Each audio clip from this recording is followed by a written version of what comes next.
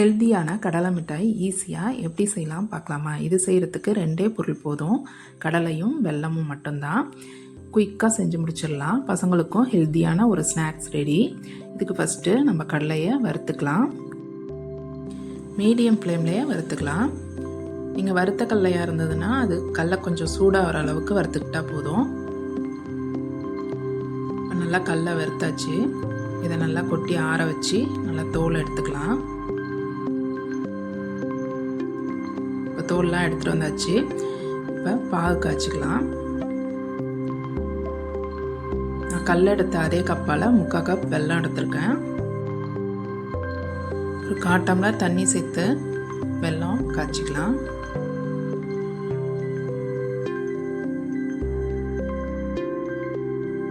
இப்போ வெல்லம்லாம் நல்லா கரைஞ்சிடுச்சு.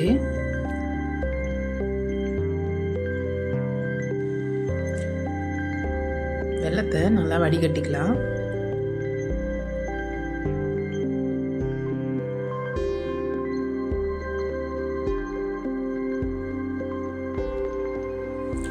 வடிகட்டின வெல்லத்தை மறுபடியும் சேர்த்து நல்லா திக்காக காய்ச்சிக்கலாம். இப்போ நல்லா கொதிச்சு வந்துடுச்சு.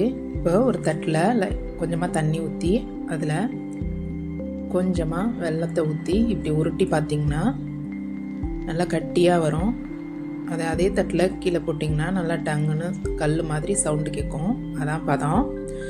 இந்த ஸ்டேஜில் நம்ம கல்லையை சேர்த்துக்கலாம். எல்லா கல்லையும் சேர்த்து நல்லா கலக்கி விட்டுக்கலாம்.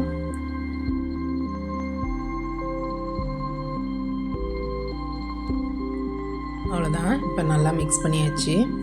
இப்போ இதை ஒரு தட்டில் மாற்றிக்கிறதுக்கு அந்த தட்டில் கொஞ்சம் பச்சரிசி மாவை தூவிக்கலாம். இது ஏன்னா கீழே ஒட்டாமல் வரதுக்காக. இந்த தட்டுக்கு கடலையை மாற்றிக்கலாம்.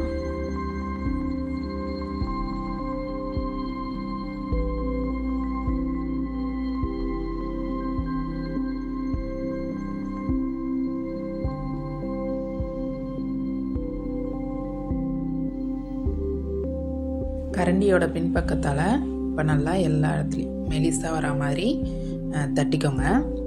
இப்போ அது மேலேயும் கொஞ்சம் பச்சரிசி மாவு தூவி ஒட்டாத அளவுக்கு சப்பாத்தி கட்டையை வச்சு நல்லா மெலிசாக திரட்டிக்கலாம்.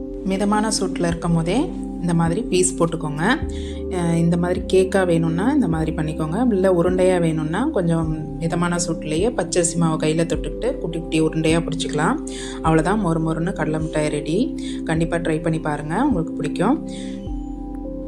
பிடிச்சிருந்ததுன்னா கமெண்ட்டில் சொல்லுங்கள். மறக்காமல் நம்ம சேனலை சப்ஸ்கிரைப் பண்ணிக்கோங்க. Thank you friends.